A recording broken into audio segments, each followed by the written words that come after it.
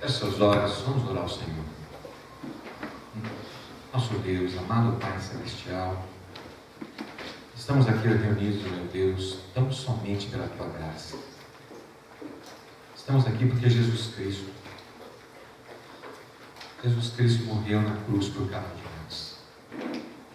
Porque Jesus Cristo ressuscitou e está agora sentado à direita de Deus Pai Todo-Poderoso.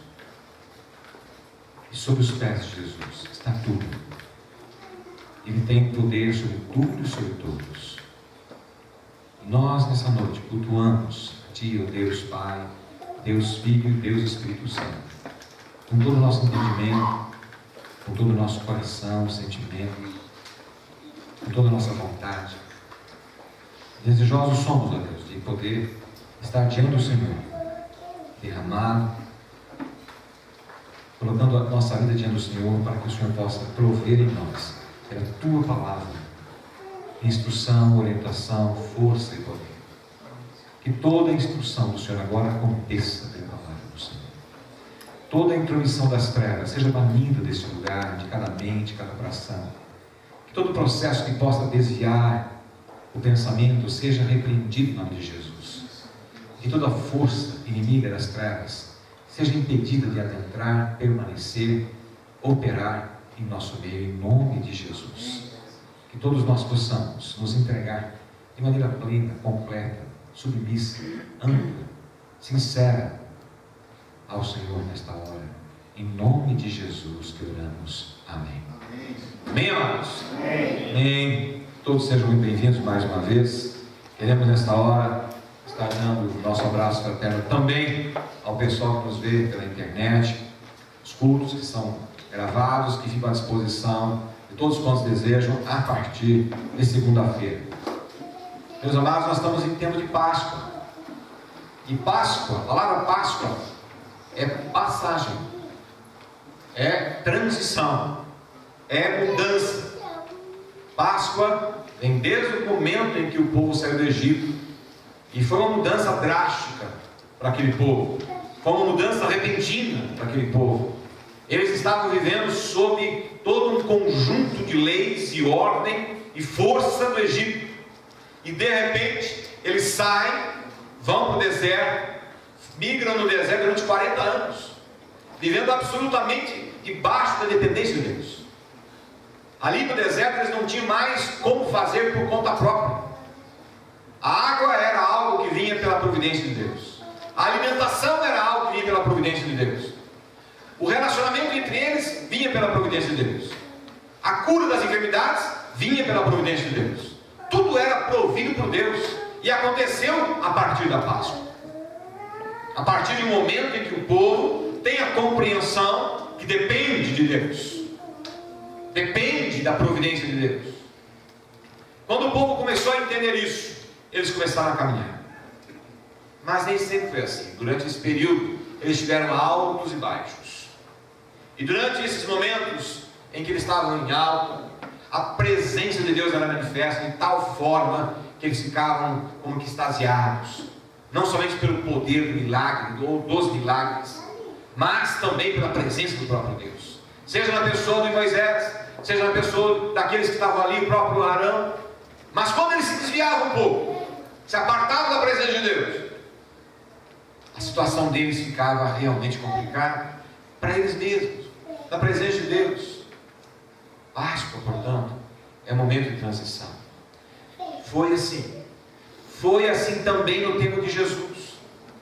Jesus, quando vem naquele momento sublime da Santa Ceia, que vamos participar daqui a pouco, juntamente com seus discípulos, traz uma profecia para eles.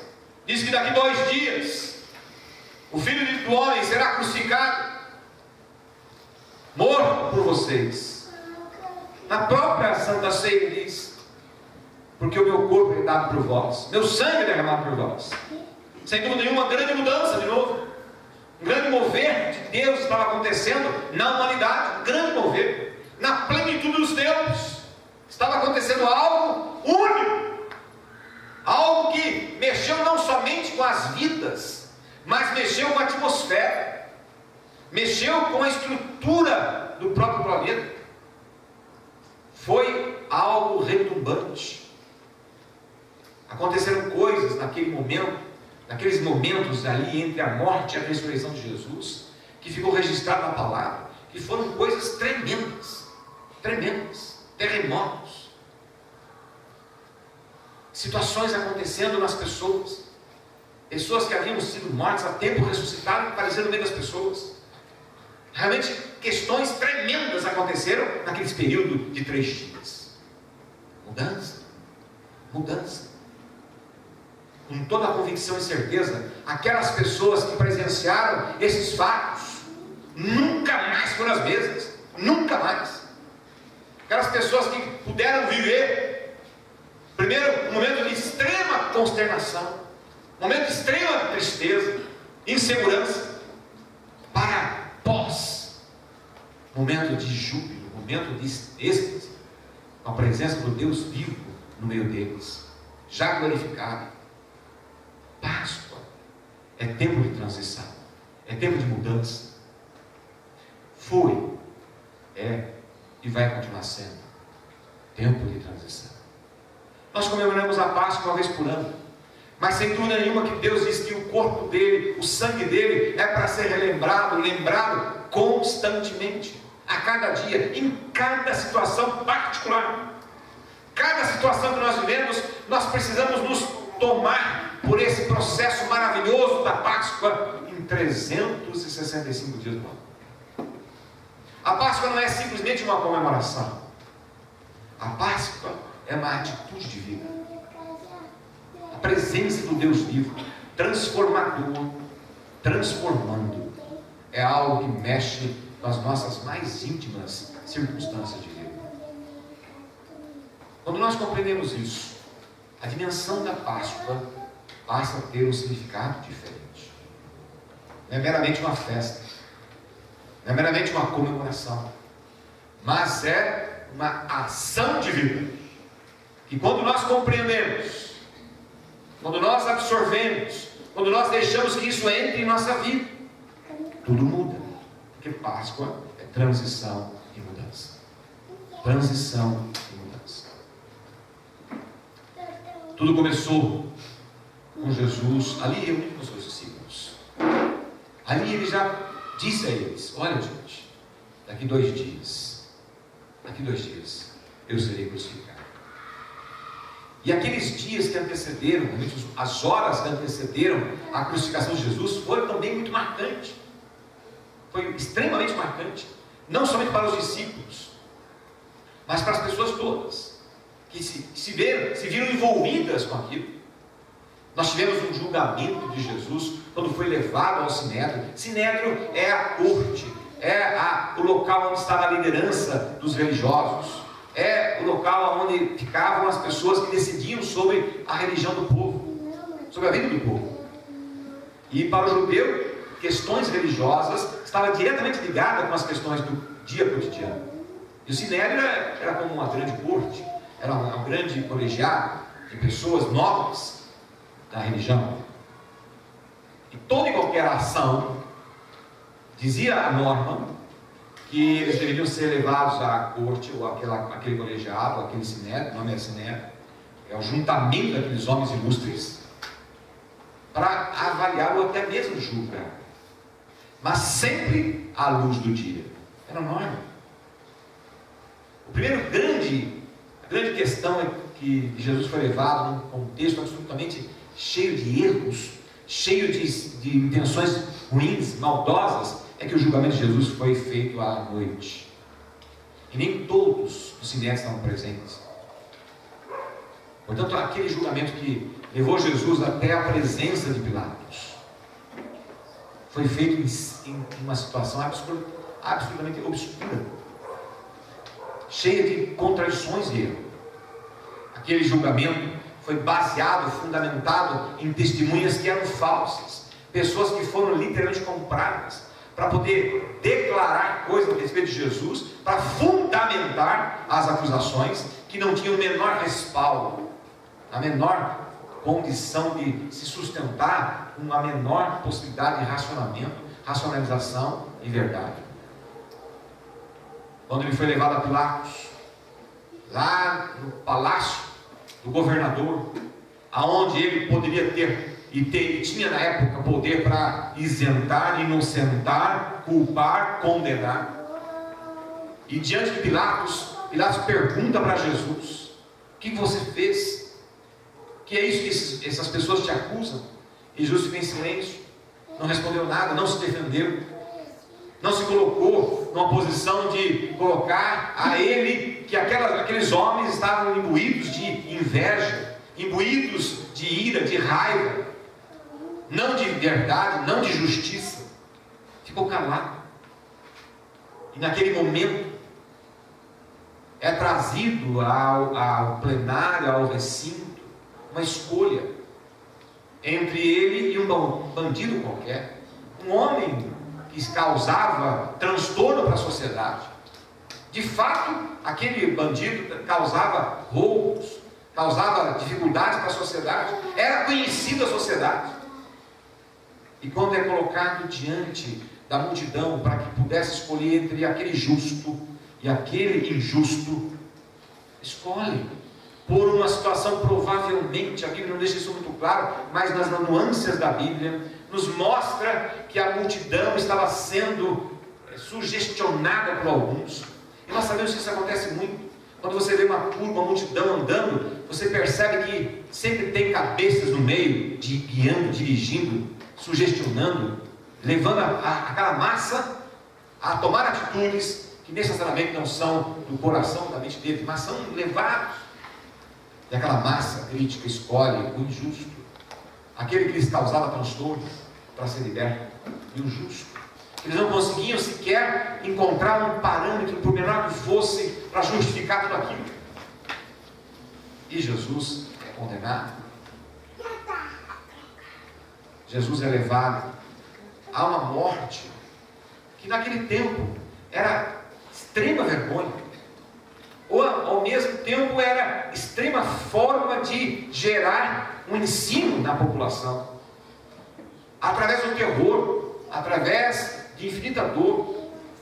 Aqueles malfeitores, os mais cruéis malfeitores, aqueles que tinham a pena máxima, eram levados a ser crucificados, para que pudessem estar estampados, para que pudesse, como um grande outdoor, ser mostrado às multidões o que acontece com o malfeitor, com aquele que transgride a lei, aquele que se rebela, aquele que se levanta contra, aquele que causa dificuldade para a sociedade atual.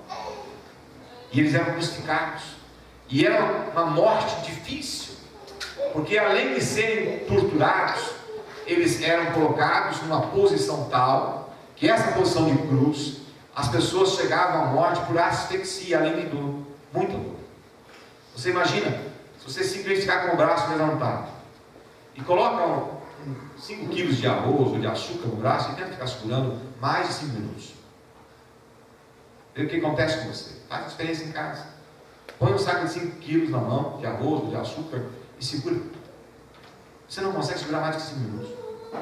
Agora você imagina todo o peso do corpo sustentado nessa condição.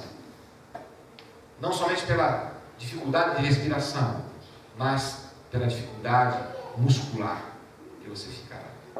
A crucificação era uma morte por demais dolorosa. Por isso que ela era pedagógica. Que era para mostrar para as pessoas que as pessoas que tal atos cometessem, que chegasse a esse tipo de morte, iria morrer, mas uma morte lenta e com muita dor, com muito sofrimento.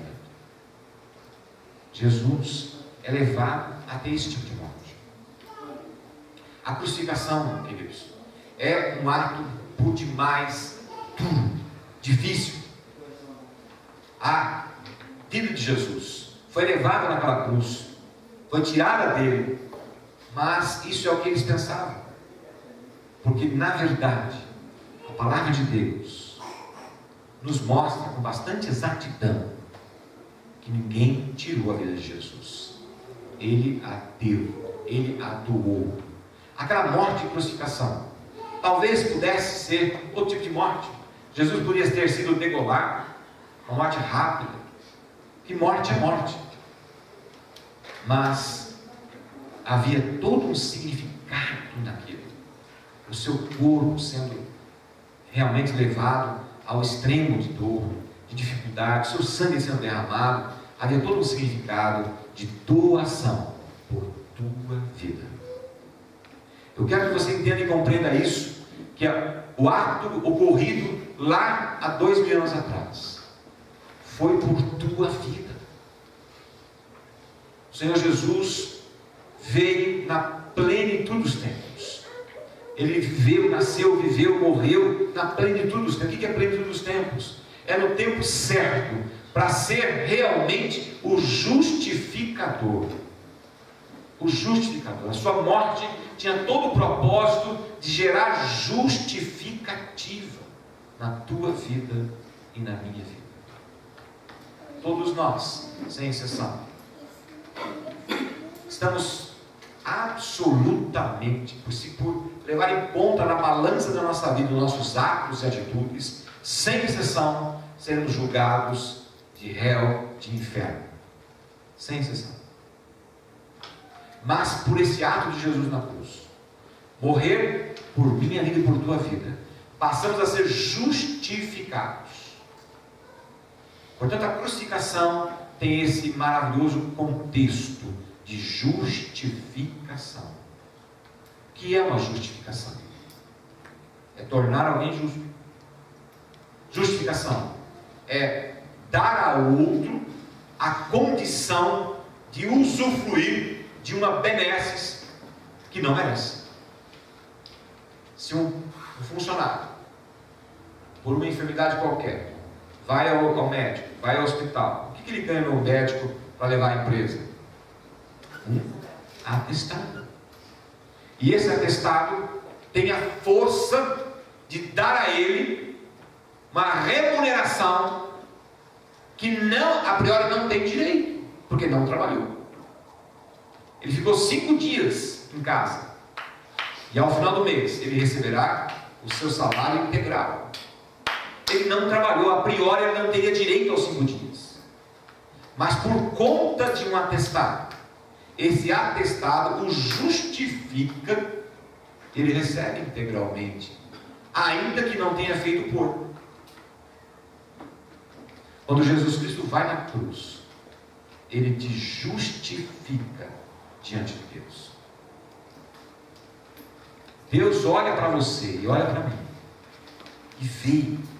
e vê pecado. Mas quando tem entre nós e Deus o sangue de Jesus, ele vê purificação. Ele vê você plenamente puro, sem nenhum defeito, sem nenhuma mácula. Porque ele, Deus, olha para você através de Jesus Cristo. Por isso que a crucificação de Jesus é algo tremendo.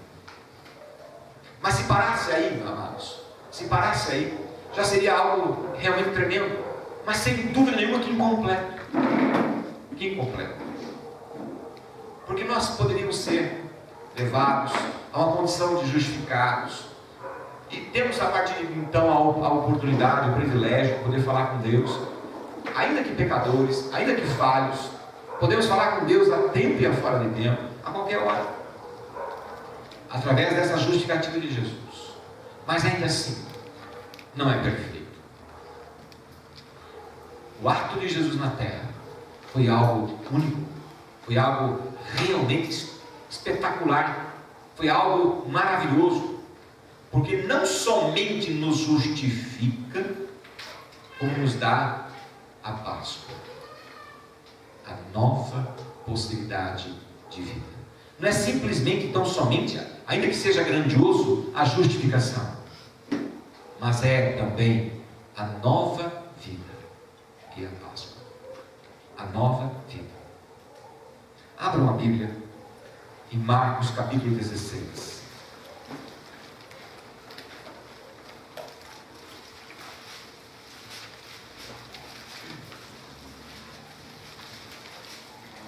Nós vamos ler do versículo 1 ao 11.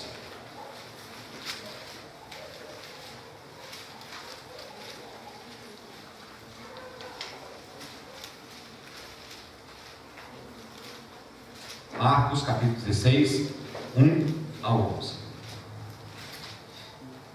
Assim diz a palavra do Senhor. Passado o sábado, Maria Madalena, Maria, mãe de Tiago, e Salomé compraram aromas para irem embalsamá-lo. E muito cedo no primeiro dia da semana, ao despontar do sol, foram ao túmulo. Diziam umas outras: quem nos removerá a pedra da entrada do túmulo? E olhando, viram que a pedra já estava removida, pois era muito grande. Entrando no túmulo, viram um jovem assentado ao lado direito, vestido de branco, e ficaram surpreendidas e atemorizadas. Ele, porém, lhes disse: não vos atemorizeis, buscai Jesus, o Nazareno, que foi crucificado. Ele ressuscitou, não está mais aqui, vede o lugar aonde o tinham posto.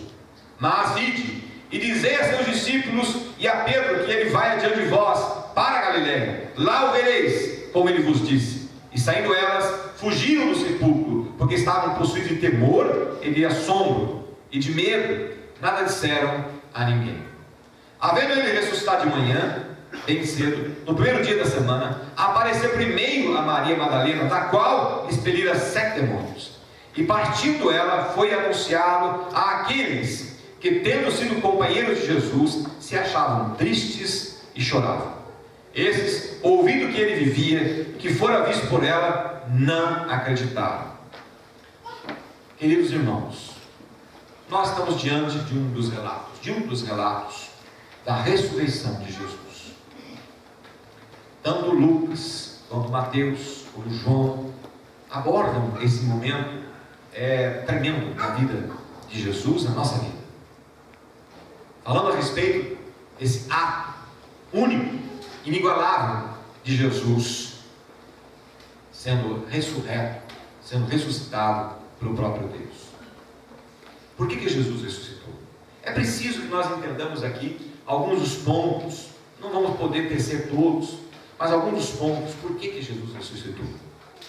Primeiro, Jesus ressuscitou para vencer a morte. A morte, sem dúvida nenhuma, é um dos nossos grandes inimigos, se não o maior inimigo que nós temos. Todos nós, sem exceção aqui, vamos ter que passar pela experiência da morte, a não ser que Jesus volte antes e possamos buscar.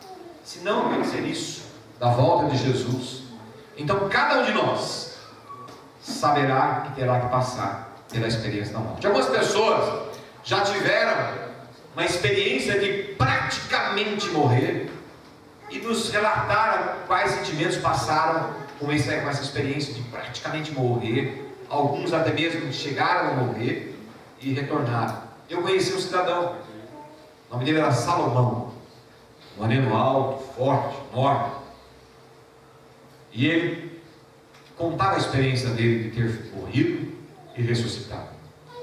E ele abria a camisa, não abriu a camisa para mim, eu pude presenciar isso numa das suas preleções, aonde o peito dele era cortado de cima e embaixo, costurado como quem costura saco de estopa.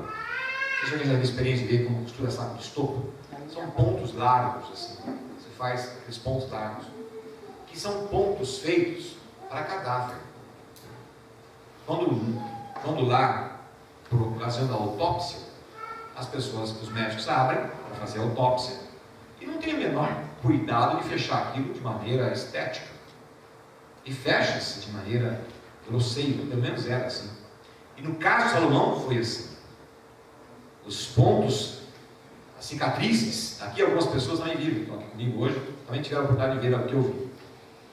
Cicatrizes, os pontos largos, e essa parte do corpo dele, aonde tinha a cicatriz, os pontos, não tinha a temperatura do corpo para gelar.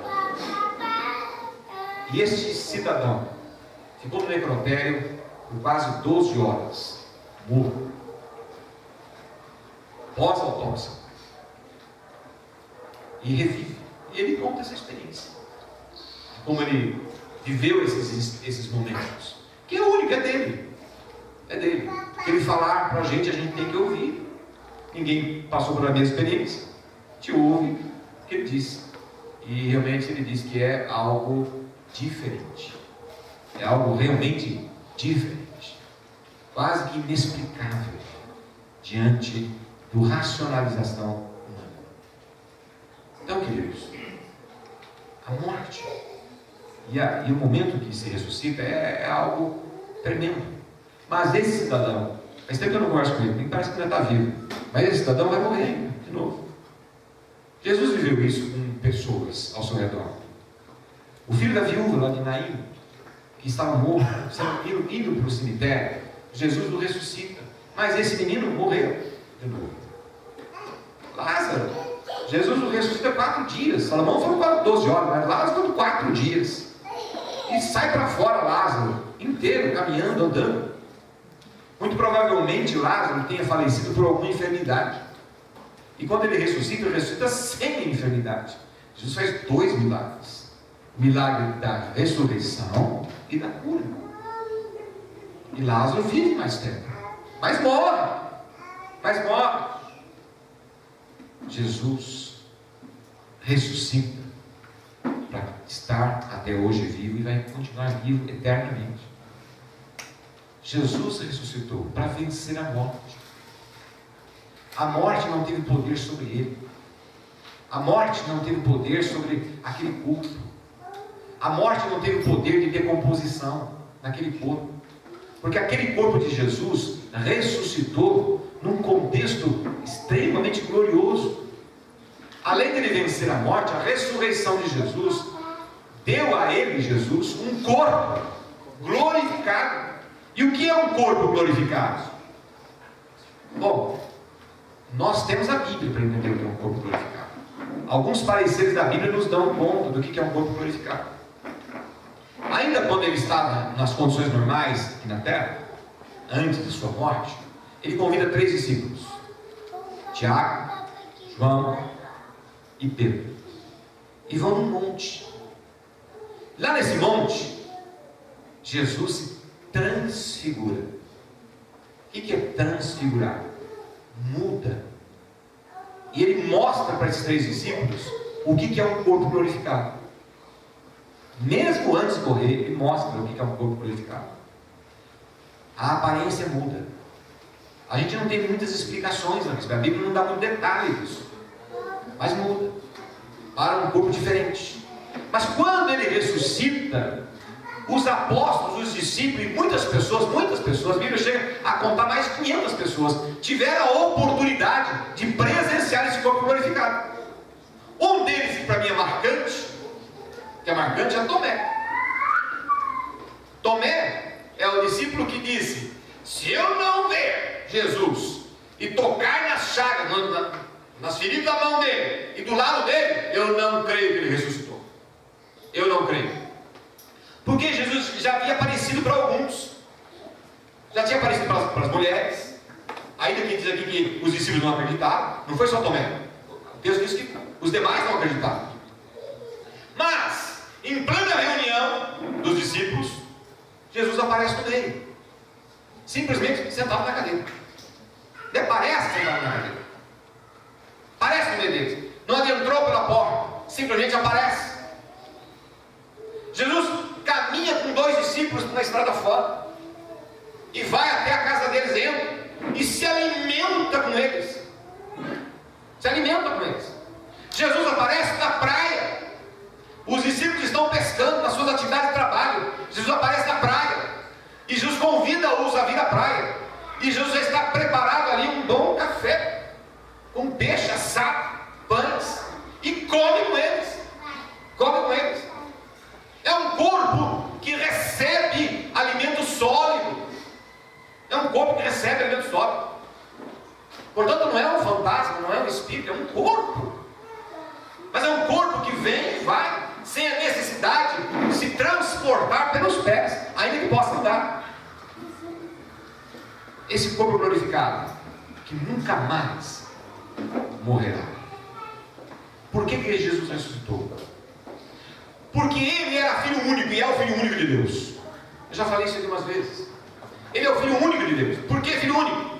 Porque ele foi o único ser em toda a terra, nunca teve, nunca houve e nunca haverá outro, ao qual uma mulher foi levada a conceber um filho sem espermatozoide. O óvulo de Maria recebe o toque do Espírito Santo e gera um ser. Gera um ser. Esse ser chamado Jesus Cristo foi gerado dentro do útero de Maria, sem espermatozoide, exclusivamente, diretamente do Espírito Santo.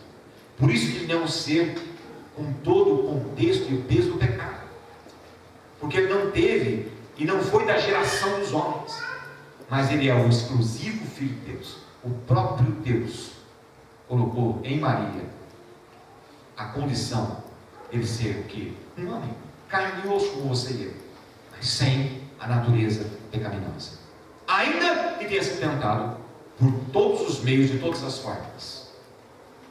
Nasce esse ser. Portanto, ele é unigênito, único. Não houve outro, não haverá outro, único Filho de Deus, concebido pelo Espírito Santo. Mas pela ressurreição ele se torna primogênito. E o que é primogênito? Primogênito é primeiro. Ele ressuscita daquele túmulo vazio que foi enterrado, foi colocado com todas as condições normais de um corpo para ser sepultado. A morte de Jesus, quero que você saiba disso, a morte de Jesus não foi mentira, a morte de Jesus não foi mentirinha, a morte de Jesus foi real, absolutamente real. Ele morreu, mas ressuscitou. E ao ressuscitar, ele vem agora num novo contexto, um novo corpo glorificado. E por que ele ressuscitou? Não somente vai estar agora ao lado do Pai, como está, com aquele corpo, com aquela condição, ele está lá na presença de Deus, ao lado do Pai Todo-Poderoso, e de lá ele tem todo o poder sobre toda a terra e sobre todo o universo, sobre todos os seres, quer naturais, quer espirituais. E de lá ele voltará. E quando ele voltar, buscar a sua igreja, você e eu receberemos o mesmo corpo. O mesmo corpo. É importante você entender isso, porque isso é o que diferencia a nossa crença, a nossa fé. Nós somos cristãos e nós cremos que somos os únicos que receberemos esse corpo glorificado. Corpo esse que terá as mesmas condições do corpo de Cristo. Meu irmão, você merece isso? Eu mereço isso? Não. Por que receberemos? Porque fomos justificados naquela cruz. Por isso que a cruz sozinha, ela não é completa, porque ela é completa com a ressurreição de Jesus. A ressurreição de Jesus traz a você e a mim essa possibilidade maravilhosa, que não está condicionado ao que você quer ou deixa de querer, e sim a vontade de Deus. É a vontade soberana de Deus que te escolheu para ser você aquele que herdará esse corpo e esta vida eterna, um corpo glorificado. Mas será outra pessoa? Não, vai ser você e eu, assim como é Jesus, o mesmo Jesus. É claro que esse corpo maravilhoso de Jesus não era o mesmo na aparência, porque os discípulos não o reconheceram, mas pela maneira como ele se comportava era o mesmo. E quando Jesus entra naquela sala onde está Tomé, Jesus diz para ele assim: Tomé, eis aqui Tomé, as minhas chagas, a minha ferida, toca, olha aqui Tomé, toca Tomé. E Tomé derrama-se ao chão e diz: Senhor Deus meu. Não toca, porque não precisa tocar. Mas Deus, Jesus Cristo, ressurreto, com um corpo glorificado, aparece para Tomé, para mostrar para ele o que será de Tomé amanhã, o que será de você amanhã. Mas, meus amados irmãos, por que Jesus ressuscitou? Porque se parasse aí ainda seria incompleto. Jesus ressuscitou porque Páscoa, é tempo de mudança, é tempo de transformação, porque no momento que você aceitou Jesus como Senhor e Salvador, você entrou no contexto da Páscoa, da mudança, recebeu Jesus, o Espírito Santo, o mesmo Espírito Santo que foi lá e ressuscitou Jesus, o mesmo Espírito Santo que entrou naquele corpo inanimado, sobre aquela terra, e fez aquele corpo inanimado um corpo glorificado. De Jesus Cristo é o mesmo Espírito que entra na tua vida e transforma a tua vida, de um homem pecador, de uma mulher pecadora, de uma natureza ruim, para alguém que pode lutar e vencer. É por isso que Jesus ressuscitou, e você tem que crer nisso, crer que a ressurreição de Jesus na sua vida não foi vã, e não é vã, porque isto não dependeu de você, não depende de você. É obra total, absoluta do próprio Deus na sua vida. E transforma a sua vida a partir do momento que você aceitou Jesus como seu Senhor e Salvador. Foi assim com os discípulos. Esses homens andaram com Jesus, caminharam com Jesus. Jesus, 2 dias antes, diz para eles: é preciso que o Filho do Homem seja morto, vai ser crucificado, mas ao terceiro dia ressuscitará. Falou para eles. E quando as mulheres, esse texto, vão até eles e diz: o mestre ressuscitou. O que está escrito aqui? Versículo 11. Esses, ouvindo que ele vivia e foram vistos por ela, não acreditaram. Esse é o nosso problema, não acreditar. Esse é todo o teu problema, não acreditar. Não acreditar que o poder de Deus é suficiente para te transformar. Nós continuamos teimando em viver com a natureza antiga. A mudança da Páscoa já aconteceu, a Páscoa é real, a transformação é real. Todavia, nós continuamos teimando de achar que temos que continuar antes da Páscoa, como presos, como escravos que éramos. Quantas vezes o povo de Israel, se queixando a Moisés, dizia: pois é, com todo esse sofrimento aqui, melhor é voltar para lá. Melhor é lá no Egito, escravo, apanhando, chicoteado, sem liberdade nenhuma, mas pelo menos a gente tinha o que comer. Quantas vezes, pelas dificuldades da vida, você não acredita que as coisas já mudaram? Às vezes ela não aconteceu ainda, plenamente, mas ela já mudou. Porque a Páscoa é mudança, a Páscoa é transição, a Páscoa é nova vida. É esse Espírito Santo de Deus vivendo em você que faz toda a diferença para vencer e vencer. Nós temos orado aqui por pessoas e temos visto o poder de Deus, porque nós cremos. Nós não podemos ser como esses discípulos nesse momento de não acreditar. Jesus teve que aparecer a cores a eles para que eles pudessem entender que a palavra é verdadeira. Por que Jesus ressuscitou? Porque ele tinha que testificar a palavra. Ele ressuscita, aparece para aqueles discípulos e fundamenta a fé deles. Fundamenta. Aqueles discípulos, ao verem Jesus, a caminharem com Ele, a andarem com Ele depois de ressurreto, fundamenta a fé deles. No momento da crucificação, só ficou um para presenciar a crucificação: João. Os demais, não sobrou um. Todo mundo com medo. E o texto diz aqui, porque eles estavam tristes e choravam pela morte de Jesus. Tristes e choravam. Claro que a gente chora pela morte dos nossos queridos, é natural, mas o contexto aqui era um contexto de derrota, e Jesus ressuscita para vencer e vencer. E aqueles homens, aquelas mulheres, que depois da ressurreição de Jesus se tornam pessoas valorosas, tremendamente guerreiras, para demonstrar ao mundo que Jesus Cristo é Senhor e Salvador. Isso não mudou, meu irmão.